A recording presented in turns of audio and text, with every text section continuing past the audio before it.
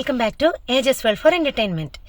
ഇന്നത്തെ കാറിൻ്റെ ഉള്ളിലാണ് ഇട്ടിരിക്കണേ. വേറെ ഒന്നുമല്ല, വീടിൻ്റെ അകത്തിരിക്കുമ്പോൾ പിള്ളേരുടെ ബഹളം ഉണ്ടാവും, കാറിൻ്റെ അകത്തിരിക്കുമ്പോൾ ആരുടെയും ബഹളമില്ല, സുഖമായിട്ട് ഇവിടെ ഇരിക്കാം. അപ്പം ഇന്നത്തെ വീഡിയോ എന്തിനെ റിലേറ്റ് ചെയ്തിട്ടുള്ളതെന്ന് നിങ്ങൾക്ക് തമ്പനയിൽ കണ്ടപ്പോൾ മനസ്സിലായിട്ടുണ്ടാവും. ഒരു കുഞ്ഞിൻ്റെ അല്ലെങ്കിൽ നമ്മുടെ കുഞ്ഞുങ്ങളുടെ ഉത്തരവാദിത്തം ആർക്കാണെന്നുള്ളതാണ്.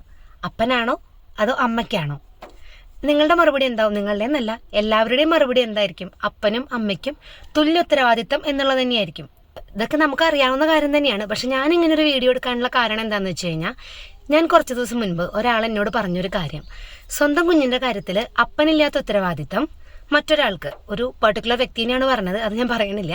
അപ്പോൾ ആ ആൾക്ക് വല്ല കൊച്ചുങ്ങളുടെ കാര്യത്തിൽ ഉണ്ടാവോ എന്നാണ് ചോദിച്ചത്. അതായത് അപ്പനില്ലാത്ത ഉത്തരവാദിത്തം, അപ്പൻ എന്ന് പറയുമ്പോൾ ഈക്വലി അമ്മയ്ക്കും, അപ്പനോ അമ്മയ്ക്കോ ഒരു കുഞ്ഞിൻ്റെ കാര്യത്തിൽ ഇല്ലാത്ത ഉത്തരവാദിത്തം വേറൊരാൾക്ക് ഉണ്ടാവില്ല എന്നുള്ളത് വളരെ സത്യമായ കാര്യമാണ്. ഇനി ഇത് പറയാനുള്ളൊരു കോണ്ടെക്സ്റ്റ് എന്താണെന്ന് വെച്ച് കഴിഞ്ഞ് കഴിഞ്ഞാൽ, എൻ്റെ കുഞ്ഞിന്, എൻ്റെ ഇളയ കുഞ്ഞിന് പറയുമ്പോൾ എനിക്ക് 3 കുഞ്ഞുങ്ങളുണ്ട്. മൂത്തത് ട്വിൻസാണ്, അവർക്കിപ്പോൾ 3 വയസ്സ് കഴിഞ്ഞു.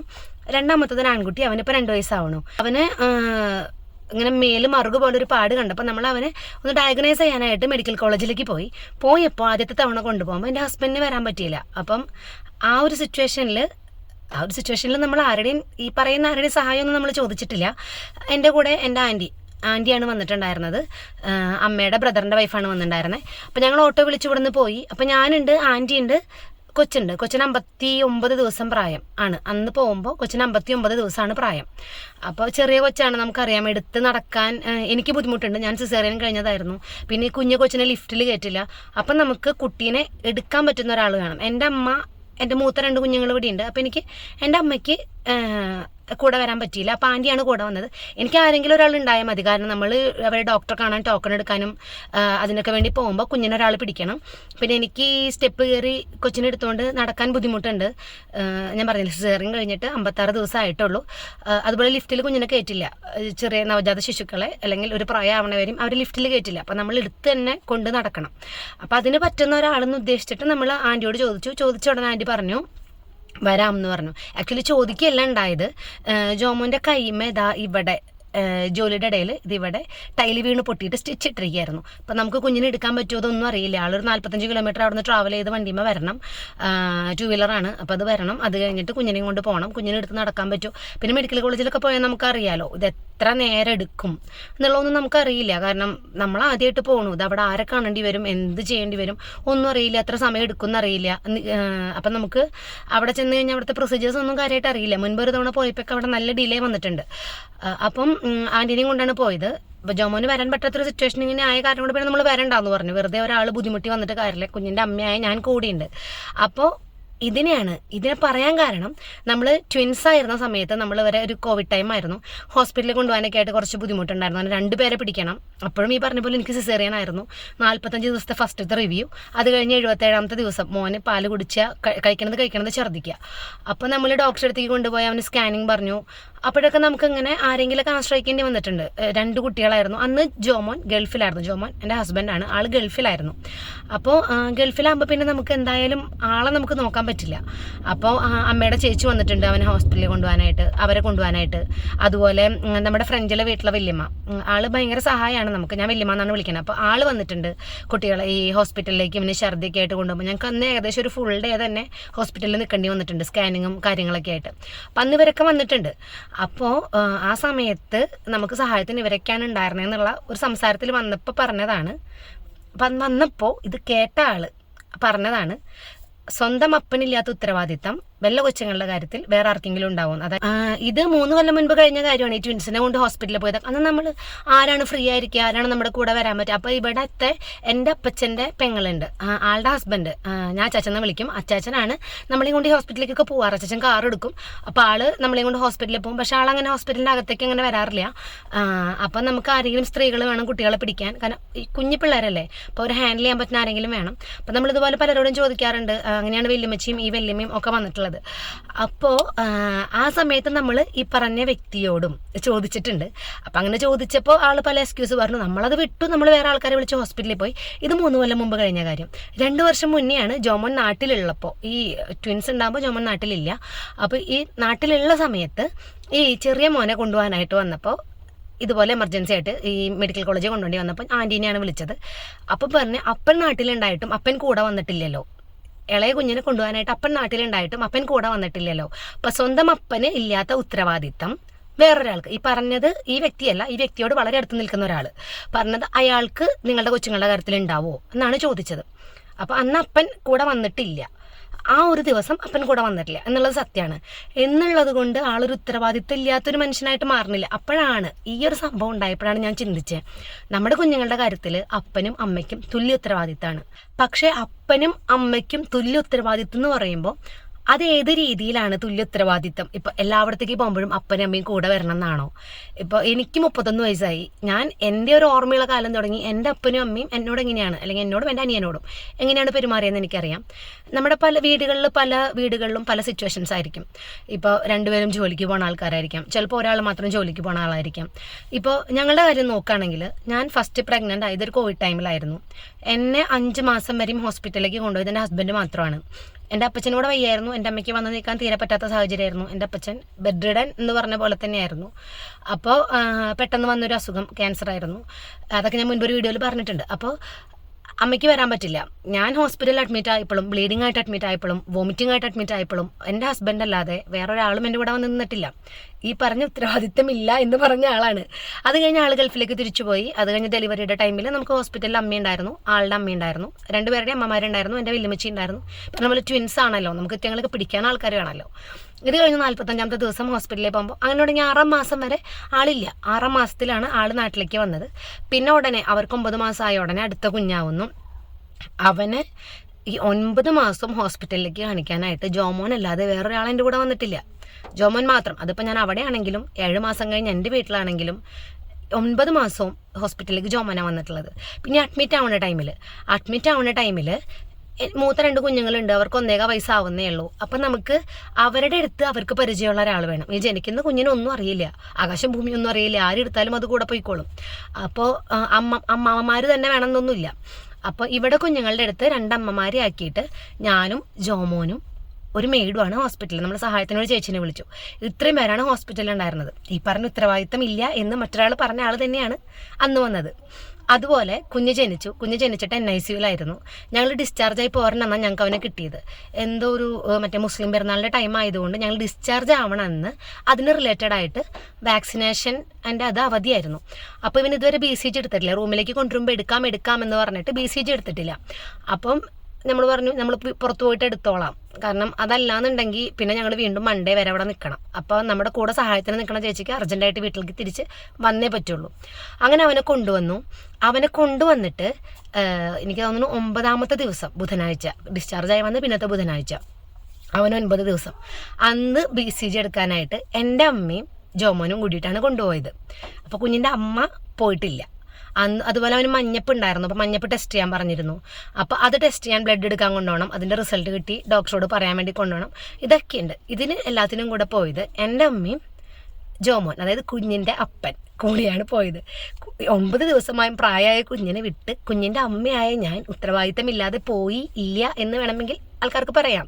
നേരത്തെ ഈ പറഞ്ഞ അതേ രീതിയിൽ ചിന്തിച്ച് കഴിഞ്ഞാൽ അത് ചിലപ്പോൾ അവർക്ക് അറിയണമെന്നില്ല, വേണമെങ്കിൽ പറയാം 9 ദിവസമായ കുഞ്ഞിനെ അപ്പൻ്റെ കൂടെ പറഞ്ഞു വിട്ടു, ഒരു ഉത്തരവാദിത്തമില്ലാത്ത അമ്മയാണ് നീ എന്ന് എനിക്ക് വേണമെങ്കിൽ ആൾക്കാർക്ക് വേണമെങ്കിൽ പറയാം.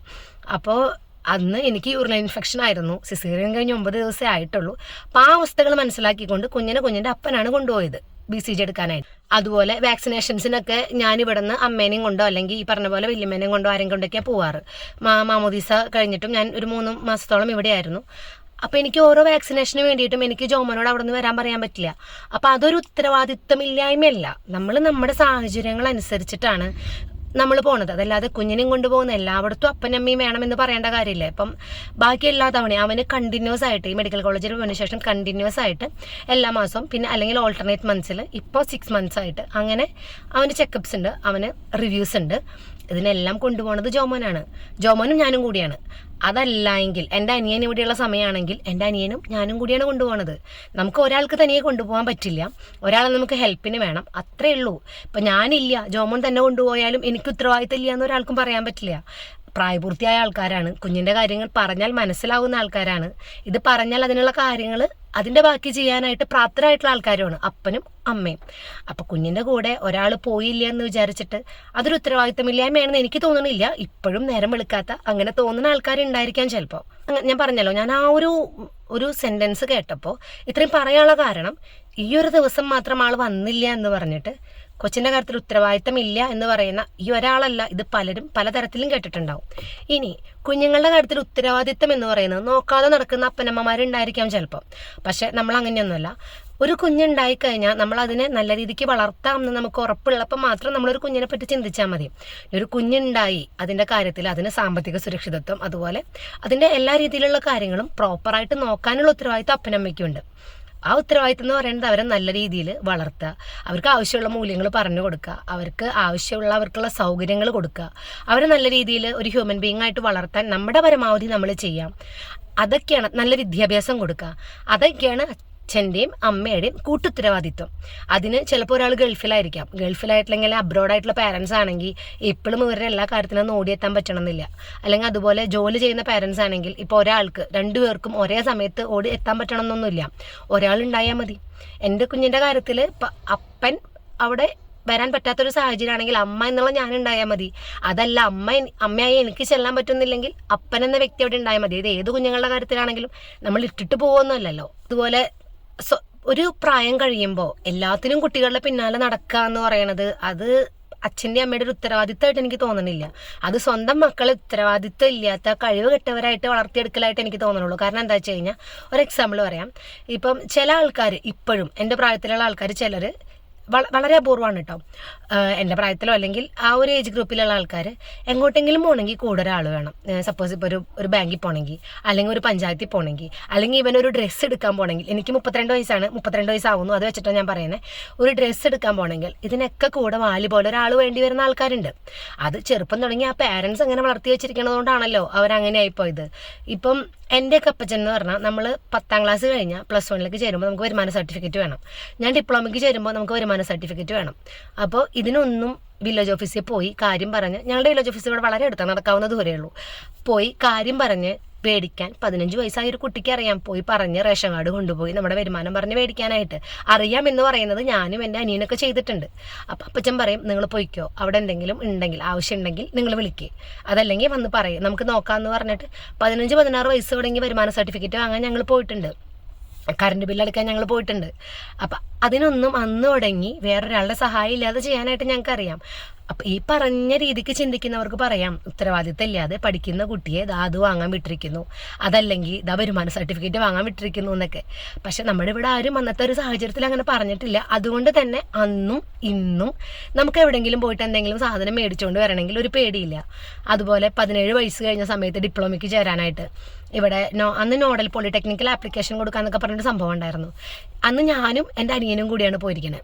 17 വയസ്സ് കഴിഞ്ഞാൽ ഞാനും 15 വയസ്സുള്ള എൻ്റെ അനിയനും കൂടിയാണ് എൻ്റെ ആപ്ലിക്കേഷൻ കൊടുക്കാൻ പോയേക്കണത്. പക്ഷെ ചേർത്താൻ അപ്പച്ചൻ വന്നിട്ടുണ്ട് കേട്ടോ. അഡ്മിഷൻ കിട്ടി ഇവിടെ ത്രിപുര പോളിടെക്നിക്കിൽ ചേർത്താനായിട്ട് എൻ്റെ അപ്പച്ചൻ കൂടെ വന്നിട്ടുണ്ട്. എല്ലാ മീറ്റിങ്ങിനും എൻ്റെ അപ്പച്ചൻ വന്നിട്ടുണ്ട്.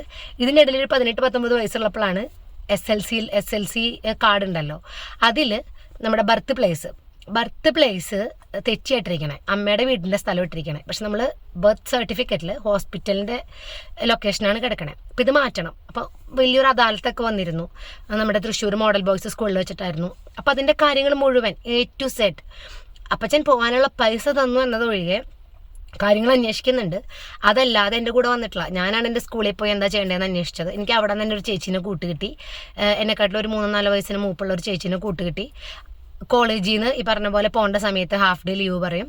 അത് കഴിഞ്ഞ് മോഡൽ ബോയ്സിൽ പോയി ഈ സർട്ടിഫിക്കറ്റിൻ്റെ ഫുൾ കാര്യങ്ങൾ ഞാൻ തന്നെയാണ് ചെയ്തിരിക്കണേ. അത് കൂടെ ഒരുപാട് പെൺകുട്ടികളുടെ കൂടെ അവരുടെ പാരൻസ് വന്നിട്ടുണ്ട്. പക്ഷെ അന്ന് എൻ്റെ അപ്പച്ചനും അമ്മയും എൻ്റെ കൂടെ വന്നിട്ടില്ല. വേണോ എന്നവർ ചോദിച്ചിട്ടുമില്ല, വേണമെന്ന് ഞാൻ പറഞ്ഞിട്ടുമില്ല.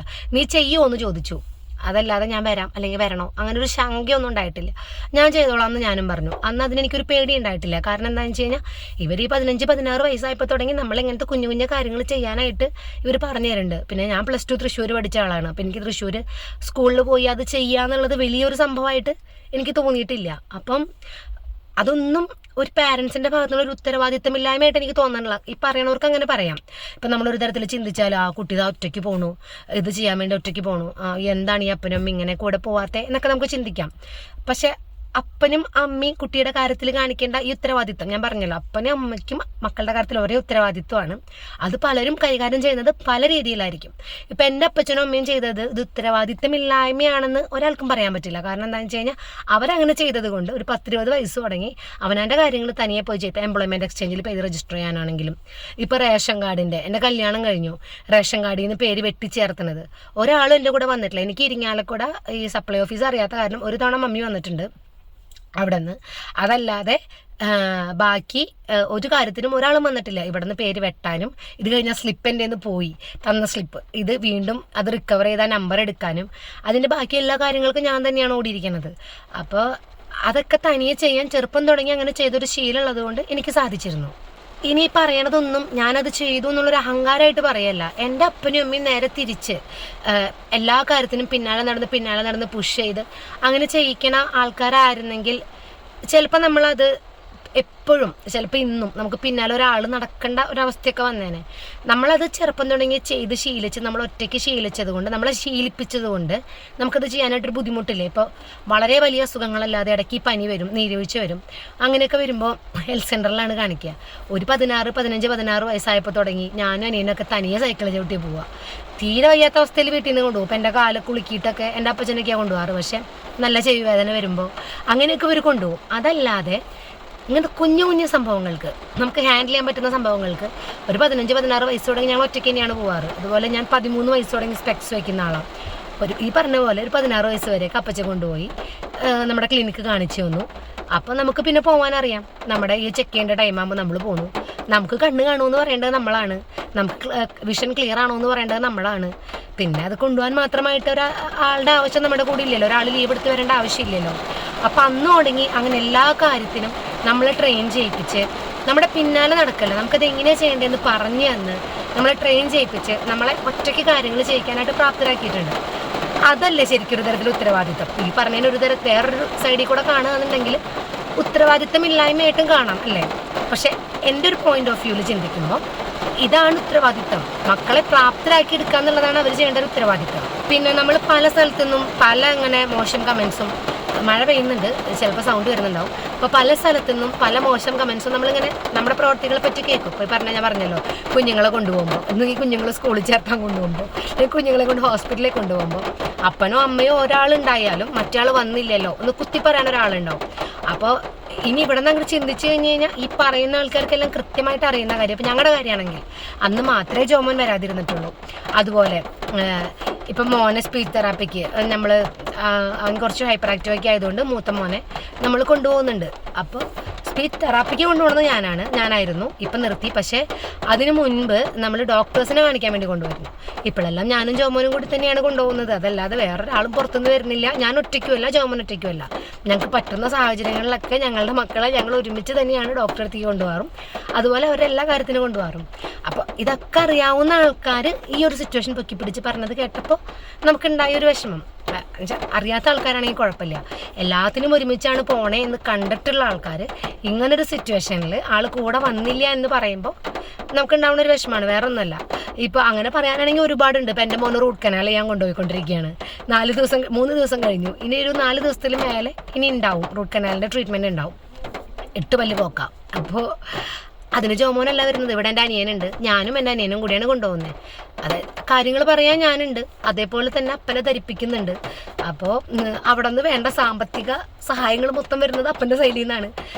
ഇതിന് ഉത്തരവാദിത്തമില്ലായ്മ എന്ന് പറയാൻ പറ്റും. ഇപ്പം നാളെയും പോകെ ദിവസങ്ങളിൽ ചിലപ്പോൾ ഇതൊക്കെ അറിഞ്ഞു കഴിയുമ്പോൾ പറയും വന്നിട്ടില്ലല്ലോ, അപ്പൻ വന്നിട്ടില്ലല്ലോ റൂട്ട് കനാൽ ചെയ്യാൻ എന്നൊക്കെ പറയാം. പക്ഷേ ആ പറയുന്നതൊക്കെ പൊള്ളയായ വാക്കാണെന്ന് നമുക്ക് കേട്ടാൽ മനസ്സിലാവും. നമുക്ക് എല്ലാവർക്കും കോമൺ ആയിട്ട് അറിയാവുന്ന കാര്യമാണ് ഒരു കുഞ്ഞിൻ്റെ ഉത്തരവാദിത്തം എന്ന് പറയുന്നത് അതിൻ്റെ അപ്പനും അമ്മയ്ക്കും കൂടിയിട്ടുള്ളതാണ്. അതല്ലാതെ അപ്പനോ അമ്മയ്ക്കോ ഇല്ലാത്ത ഉത്തരവാദിത്തം വേറൊരാൾക്ക് പുറമേ നിന്ന് ഉണ്ടാവില്ല.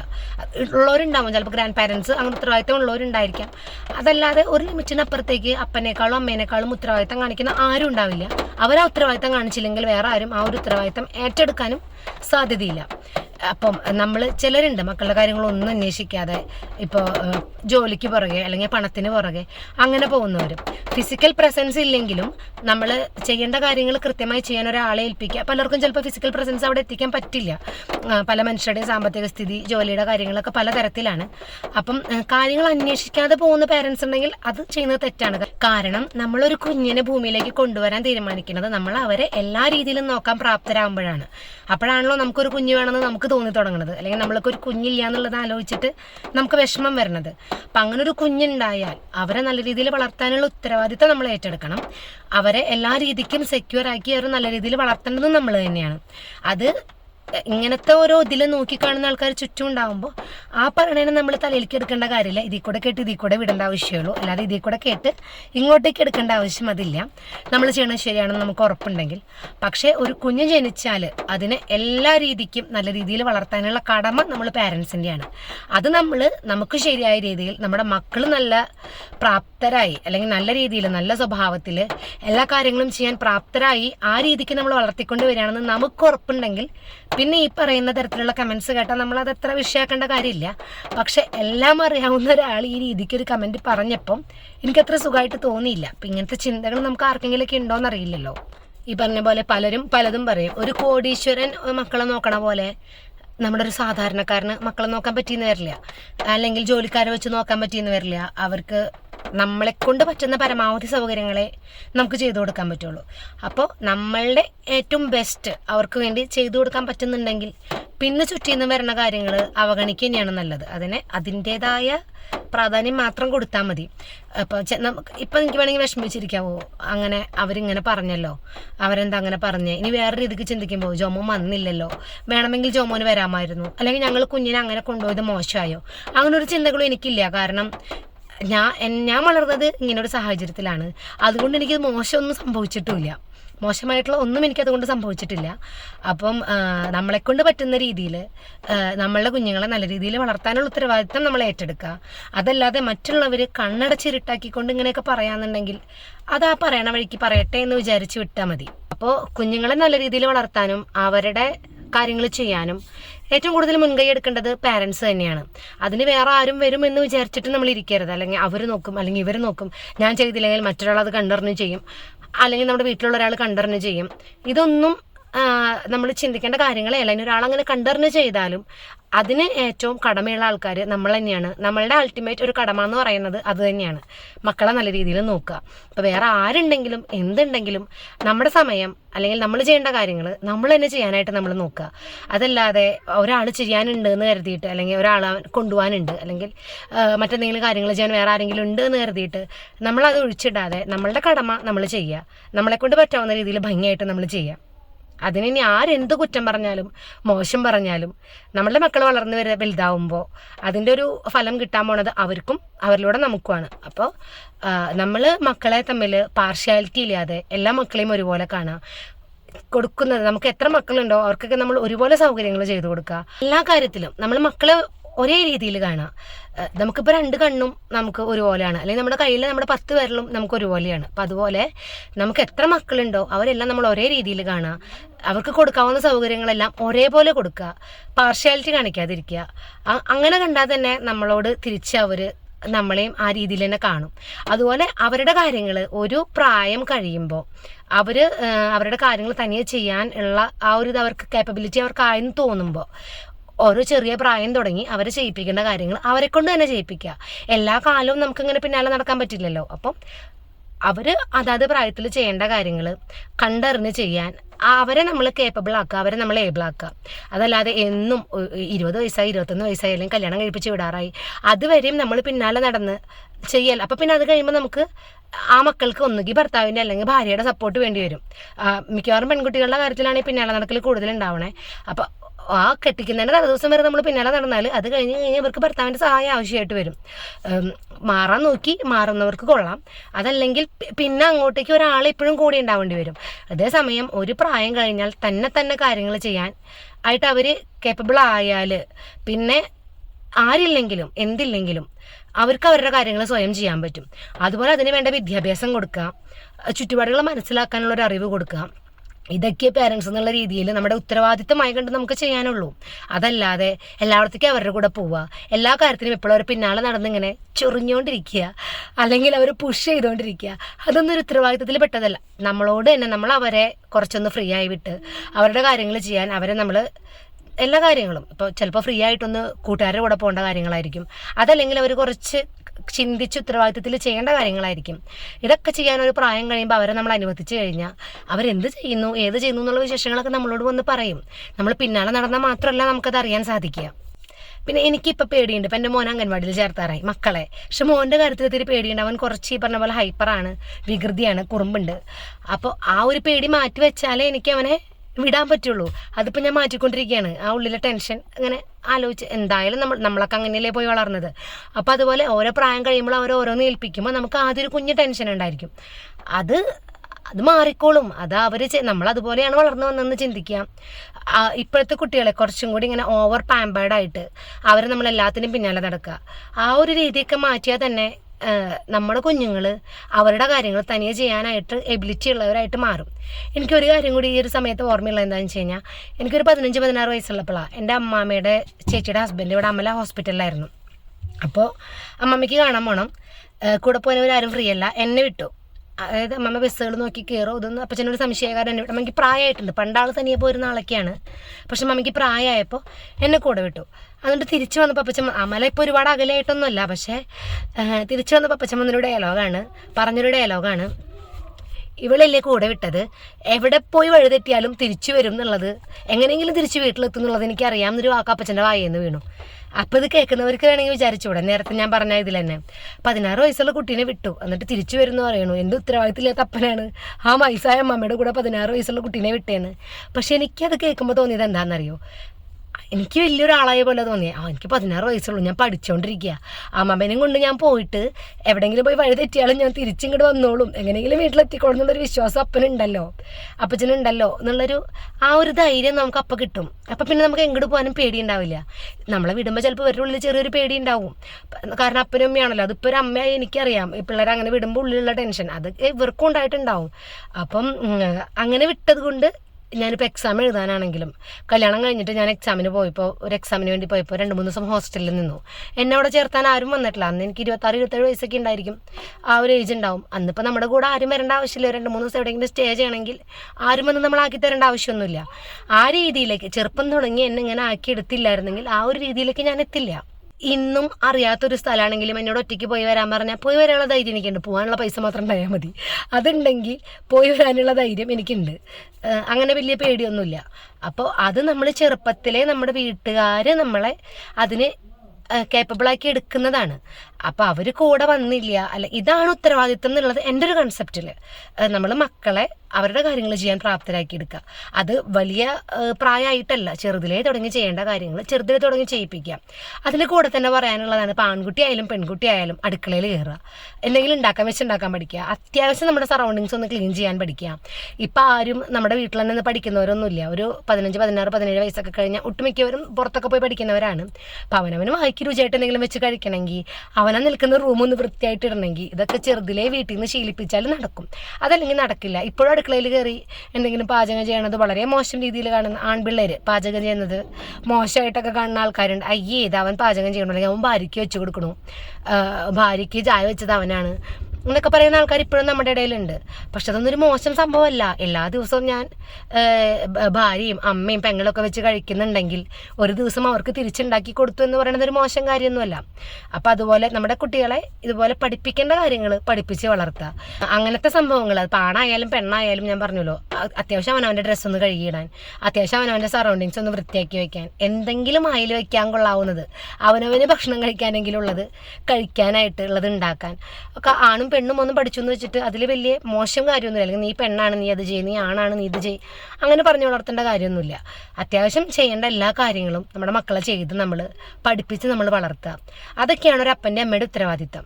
നല്ല രീതിയിൽ, അതായത് മക്കളെ ഉണ്ടാക്കിയിട്ടു അതുപോലെ അവരൊരു കാര്യം ശ്രദ്ധിക്കാതിരിക്കുക എന്നുള്ളത് മോശം കാര്യമാണ്. അതല്ലാതെ പരസ്പരം നമ്മൾ കല്യാണം കഴിക്കണ എന്തിനാ, പരസ്പരം താങ്ങും തണലും ആയിട്ട് ഒരു കുടുംബം മുന്നോട്ട് കൊണ്ടുപോകാനല്ലേ.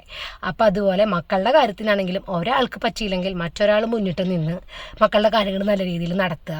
അതൊക്കെയാണ് എൻ്റെ മനസ്സിലുള്ള ഒരു ഉത്തരവാദിത്തം എന്ന് പറയുന്നത്. നമുക്കുണ്ടായ മക്കളെ അപ്പനും അമ്മയും കൂട്ടായി ചിന്തിച്ച് തീരുമാനമെടുത്ത് അവരേത് രീതിക്ക് വളർത്തണം എന്ന് തീരുമാനിച്ച് അതവർ ചെയ്യുക. അത് ഓരോരുത്തരും ചെയ്യുന്നത് പലതരത്തിലായിരിക്കും. എപ്പോഴും ഞാൻ പറഞ്ഞ പോലെ ഫിസിക്കൽ പ്രസൻസ് അവിടെ ഉണ്ടാവണമെന്നില്ല.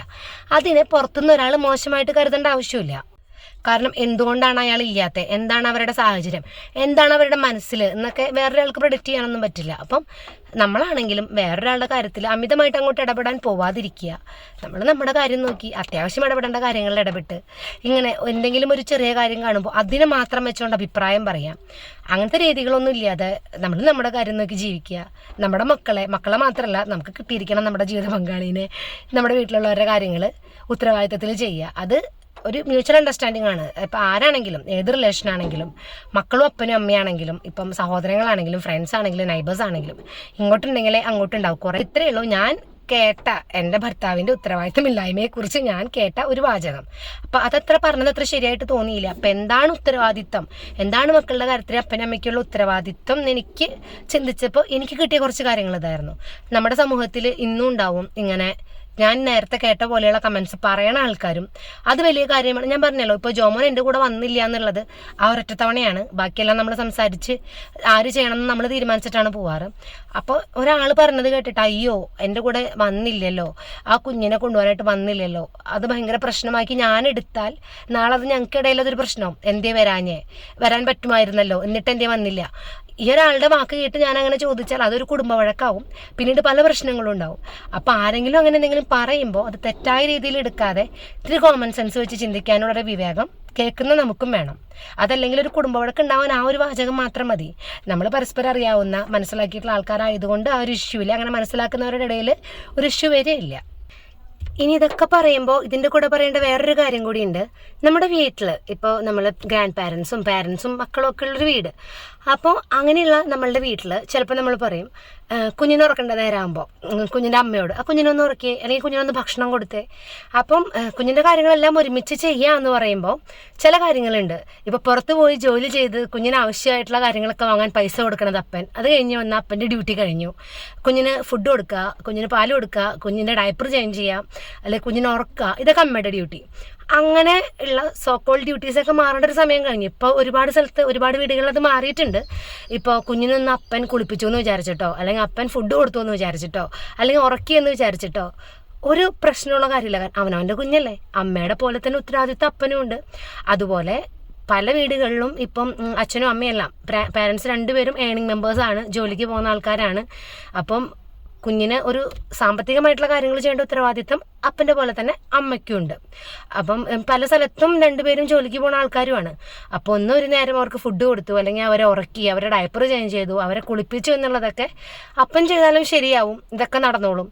ജോലിക്ക് പോയി പൈസ കൊണ്ടുവരുന്നത് അപ്പൻ്റെ ഒപ്പം അമ്മ ചെയ്താലും ഇതൊക്കെ നടക്കും. അല്ലാതെ വീട്ടുകാരൊക്കെ സഹകരിക്കാനുണ്ടെങ്കിൽ, ഒരു കുഞ്ഞിനെ നോക്കാൻ വേണ്ടി ഒരമ്മ ഇപ്പം ഗ്രാൻഡ് പാരൻസ് ഒക്കെ ഉള്ള വീടാണെന്നുണ്ടെങ്കിൽ, അല്ലെങ്കിൽ കുഞ്ഞുങ്ങൾ സ്കൂളിൽ പോയി തുടങ്ങാമെന്നുണ്ടെങ്കിൽ ആ കുഞ്ഞിന് വേണ്ടി എന്ന് പറഞ്ഞ് ജോലിക്ക് പോകാൻ ഇഷ്ടമുള്ള അല്ലെങ്കിൽ കരിയർ ഉയർത്താൻ ആഗ്രഹമുള്ള ഒരമ്മ അത് ഉപേക്ഷിച്ചിരിക്കേണ്ട ആവശ്യമില്ല. അത് അമ്മയുടെ ഉത്തരവാദിത്വമാണ്. കുഞ്ഞിനെ വളർത്തുക, കുഞ്ഞിനെ നല്ല രീതിയിൽ നോക്കുക, ഭക്ഷണം കൊടുക്കുക, ഉറക്കുക, സ്കൂളിലേക്ക് വിടുക എന്നുള്ളത് കൊണ്ട് അമ്മ ജോലിക്ക് പോവാതിരിക്കേണ്ട ആവശ്യമില്ല. അത് അവരുടെ ഒരു ആഗ്രഹമാണെങ്കിൽ നാളെ കുഞ്ഞിന് വേണ്ടി എന്ന് പറഞ്ഞ് അവരുടെ ഒരു ആഗ്രഹം, അല്ലെങ്കിൽ അവരുടെ ജോലിക്ക് പോകാനുള്ള ഒരു ആഗ്രഹം, അല്ലെങ്കിൽ അവരുടെ മറ്റെന്തെങ്കിലും ഒരു ആഗ്രഹം അവർ മാറ്റി വെക്കാതിരിക്കാൻ വീട്ടിലെ മറ്റുള്ളവർക്കും കൂടി ഉത്തരവാദിത്വമുണ്ട്. കുഞ്ഞുങ്ങളുടെ കാര്യം പറയുമ്പോൾ നമ്മളിതൊക്കെ ചേർത്ത് വായിക്കണം. ചിലയിടത്തുണ്ടല്ലോ, ഞാൻ ജോലിക്ക് പോകുന്നു, സമ്പാദിക്കുന്നു, മക്കൾക്ക് ആവശ്യമുള്ള പൈസ ഉണ്ടാക്കുന്നു, ഭാര്യ വീട്ടിലിരുന്ന് കുഞ്ഞുങ്ങളെ നോക്കട്ടെ എന്നുള്ളൊരു ചിന്താഗതി. അതും ശരിയായ ഒരു രീതിയല്ല. മക്കൾ രണ്ടുപേരുടെയാണ്. അപ്പം മക്കളെ നല്ല രീതിക്ക് വളർത്താനുള്ള ആ ഒരു കടമ രണ്ടുപേർക്കും ഉണ്ട് എന്ന് വിചാരിച്ച് ഭർത്താവിനുള്ള പോലെ ഒരു സ്പേസ് ഭാര്യയ്ക്കുണ്ട്. പല സ്ഥലത്തും അത് കിട്ടാത്തവരുണ്ട്. അപ്പം ഉത്തരവാദിത്തങ്ങൾ നല്ല രീതിയിൽ ചെയ്യാമെന്ന് പറയുമ്പോൾ അവരുടെ ആഗ്രഹങ്ങൾ സാക്രിഫൈസ് ചെയ്യാതെ ഉത്തരവാദിത്തങ്ങൾ ചെയ്യാൻ, പരസ്പരം താങ്ങാനും തണലായും നിൽക്കാനുള്ള ആ ഒരു നമ്മുടെ ഫാമിലി നമ്മുടെ കൂടെ ഉണ്ടെങ്കിൽ നമുക്കത് സാധിക്കും. അങ്ങനെ നിർത്താനായിട്ട് അങ്ങനെ നടക്കുമ്പോൾ ഒരമ്മയുടെ ഇഷ്ടങ്ങൾ ഉത്തരവാദിത്തത്തോടൊപ്പം, ആ കുഞ്ഞിനോടുള്ള ഉത്തരവാദിത്തത്തോടൊപ്പം അമ്മയുടെ അച്ഛൻ്റെ ഒക്കെ ഇഷ്ടങ്ങളും കൂടി നടക്കാനായിട്ട് സപ്പോർട്ട് ചെയ്യുന്ന ഒരു ഫാമിലി കൂടി ഉണ്ടെങ്കിൽ അത് അടിപൊളിയായിരിക്കും. അപ്പം ഇത്രയൊക്കെ ഉള്ളൂ, വലിയ സംഭവമൊന്നുമല്ല. അപ്പം അപ്പനും അമ്മയ്ക്കും ഒരുപോലെ ഉത്തരവാദിത്വം കുഞ്ഞുങ്ങളുടെ കാര്യത്തിലുണ്ടെന്ന് നമുക്ക് എല്ലാവർക്കും അറിയുന്ന കാര്യമാണ്. അതിലൊരു മാറ്റവും ഇല്ല. അത് എങ്ങനെയൊക്കെ ഏതൊക്കെ തരത്തിൽ നിന്ന് ചിന്തിക്കേണ്ടതും തീരുമാനിക്കേണ്ടതും അത് പ്രവർത്തിക്കേണ്ടതും ഓരോ അപ്പനും അമ്മയും അല്ലെങ്കിൽ ഓരോ പാരൻസുമാണ്. അതിൽ മറ്റുള്ളവർ കയറി ഇടപെടേണ്ട ആവശ്യമോ മറ്റുള്ളവർ കമൻറ്റ് പറയേണ്ട ആവശ്യമോ ഒന്നുമില്ല. നമ്മുടെ ഉത്തരവാദിത്വം എന്താണെന്ന് നമുക്ക് പൂർണ്ണ ബോധ്യം ഉണ്ടെങ്കിൽ, നമ്മൾ ചെയ്യുന്നതിൽ തെറ്റൊന്നുമില്ല, ശരിയാണെന്ന് നമുക്ക് ഉത്തമ ബോധ്യം ഉണ്ടെങ്കിൽ മറ്റൊരാൾ പറയുന്നത് നമ്മൾ കേൾക്കാൻ നിൽക്കേണ്ട കാര്യമില്ല. ഞാനീ പറഞ്ഞ പോലെ കുഞ്ഞുങ്ങളുടെ കാര്യങ്ങൾ അച്ഛനും അമ്മയും ഒരുമിച്ച് ചെയ്യാന്നുള്ളതിൻ്റെ ഒപ്പം അച്ഛന് കുറച്ച് ഡ്യൂട്ടി, അമ്മയ്ക്ക് കുറച്ച് ഡ്യൂട്ടി, അങ്ങനെയുള്ള സംഭവങ്ങളൊക്കെ ഉണ്ട്. അത് അങ്ങനെയൊന്നുമില്ല. ഒരു കുഞ്ഞിൻ്റെ കാര്യങ്ങൾ ചെയ്യാൻ നമ്മൾ മക്കളുടെ കാര്യങ്ങൾ ചെയ്യാൻ പ്രാപ്തരാക്കി എടുക്കുക എന്ന് പറയണത് പോലെ ഒരു കുഞ്ഞിൻ്റെ എല്ലാ കാര്യവും ചെയ്യാൻ അച്ഛനും അമ്മയും പ്രാപ്തരാണെങ്കിൽ അതാണ് ഏറ്റവും നല്ലത്. നാളെ അമ്മയ്ക്ക് മാറി നിൽക്കേണ്ട ഒരു സാഹചര്യം വന്നാൽ അല്ലെങ്കിൽ അച്ഛന് മാറി നിൽക്കേണ്ട ഒരു സാഹചര്യം വന്നാൽ ഈ കുഞ്ഞിനെ ഒറ്റയ്ക്ക് ഹാൻഡിൽ ചെയ്യാനായിട്ട് അന്നൊരു ബുദ്ധിമുട്ടുണ്ടാവില്ല. അല്ലെങ്കിൽ അമ്മയില്ലെങ്കിൽ കുഞ്ഞിനെ ഫുഡ് കഴിപ്പിക്കാനും കുഞ്ഞിനെ ഉറക്കാനും കുഞ്ഞിനെ കുളിപ്പിക്കാനും ഒക്കെ ചിലപ്പോൾ അച്ഛൻ ബുദ്ധിമുട്ടിയെന്ന് വരും. അപ്പോൾ അങ്ങനത്തെ കാര്യങ്ങളും ഇതിൻ്റെ കൂടെ നമ്മൾ ചേർത്തൊന്ന് കാണേണ്ട കാര്യങ്ങളാണ്. വളരെ ബുദ്ധിമുട്ടേറിയ ഒരു പരിപാടിയാണ് ഈ പാരൻറ്റിങ് എന്ന് പറയുന്നത്. അത് പിള്ളേരെ എനിക്കിപ്പോൾ അറിയാം 3 പേരുണ്ട്, ഭയങ്കര പാടാണ്. അപ്പം അതെല്ലാവരും കൂടെ ഒന്ന് സഹകരിച്ചാൽ മാത്രമേ, അപ്പം അച്ഛൻ്റെയും അമ്മയുടെയും ഉത്തരവാദിത്തമാണ് മക്കൾ എന്ന് പറയുമ്പോൾ ഒരു കുടുംബത്തിൽ വളരുന്ന കുഞ്ഞുങ്ങൾ എന്ന് പറഞ്ഞാൽ അവിടെ എല്ലാവരുടെയും കൂടെ ഒരു ഉത്തരവാദിത്തമാണ്. അതെല്ലാവരും മനസ്സിലാക്കണം. അച്ഛനും അമ്മയ്ക്കും തന്നെയാണ് ഏറ്റവും കൂടുതൽ ഉത്തരവാദിത്വം കടമയൊക്കെ ഉള്ളതെങ്കിൽ കൂടി ആ വീട്ടിലുള്ള എല്ലാവരും സഹകരിച്ചാലേ കുഞ്ഞുങ്ങളെ നല്ല രീതിയിൽ വളർത്താനായിട്ട് പറ്റുള്ളൂ. കുറച്ചും കൂടി എളുപ്പമായിരിക്കും കുഞ്ഞുങ്ങളെ വളർത്തിയെടുക്കാനായിട്ട്. അപ്പോൾ നിങ്ങളുടെ കുഞ്ഞുങ്ങളല്ലേ നിങ്ങളല്ലേ നോക്കണ്ടേ എന്ന് പറഞ്ഞ് മാറി നിൽക്കാതെ നമ്മുടെ കുഞ്ഞുങ്ങളാണ് എന്നുള്ളൊരു ചിന്താഗതിയും കൂടി ആ വീട്ടിലുള്ളവർക്ക് ഉണ്ടെങ്കിൽ അത് കുറച്ചും കൂടി നല്ലൊരു സംഭവമായിരിക്കും. കാരണം എന്താണെന്ന് വെച്ച് കഴിഞ്ഞാൽ ഒരാൾക്ക് മാത്രം ഉത്തരവാദിത്തങ്ങൾ ഇട്ട് കൊടുക്കാതെ കൂടെ ഞങ്ങളും കൂടി സഹായിക്കട്ടെ. അപ്പോൾ ആ ഒരു ലൈഫ് കുറച്ചും കൂടി എന്താ പറയുക, എല്ലാവർക്കും ലൈഫ് കുറച്ചും കൂടി സിമ്പിളാവും. കോംപ്ലിക്കേഷൻസ് കുറച്ച് കുറഞ്ഞു കിട്ടും, ടെൻഷൻസ് കുറച്ച് കുറഞ്ഞു കിട്ടും, കുറേ കൂടി സമാധാനമുള്ളൊരു അന്തരീക്ഷമായിരിക്കും. അപ്പം നമ്മൾ ഇതിൻ്റെ കൂടെയൊക്കെ ചേർത്ത് കാണേണ്ട കുറേ വശങ്ങളാണ് ഇതെല്ലാം. അപ്പോൾ ഞാൻ എൻ്റെ ഒരു അഭിപ്രായമാണ് പറഞ്ഞത്, എൻ്റെ ഒരു കാഴ്ചപ്പാടാണ് പറഞ്ഞത്. വ്യത്യസ്തമായ കാഴ്ചപ്പാടുകളുള്ളവരുണ്ടായിരിക്കാം, ഇല്ലായിരിക്കാം. അപ്പോൾ എനിക്ക് തോന്നിയ കുറച്ച് കാര്യങ്ങൾ പറഞ്ഞു എന്നേ ഉള്ളൂ. വളരെ സ്പീഡിലാണ് ഞാൻ പറഞ്ഞിട്ടുള്ളത്. കാരണം അവിടെ നമ്മുടെ 3 പിള്ളേരുണ്ട്, അപ്പോൾ അവരെനിക്ക് വാശിയാവും. അപ്പോൾ വളരെ സ്പീഡിലാണ് ഞാൻ പറഞ്ഞത്. പക്ഷേ പറയാൻ തോന്നിയ കാര്യങ്ങൾ മുഴുവൻ പറയണമെന്നും എനിക്ക് തോന്നി. അപ്പോൾ അതുകൊണ്ടാണ് ഇങ്ങനെ ഒരു വീഡിയോ ചെയ്തത്. അപ്പോൾ വീഡിയോ നിങ്ങൾക്ക് ഇഷ്ടപ്പെട്ടോ ഇല്ലയോ എന്നൊന്നും എനിക്കറിയില്ല. അപ്പോൾ ഇഷ്ടപ്പെട്ടെങ്കിൽ ലൈക്ക് ചെയ്യുക, ഷെയർ ചെയ്യുക, കമൻറ്റ് ചെയ്യുക. ചാനൽ സബ്സ്ക്രൈബ് ചെയ്യാത്തവർ സബ്സ്ക്രൈബ് ചെയ്യുക. Thank you for watching. By.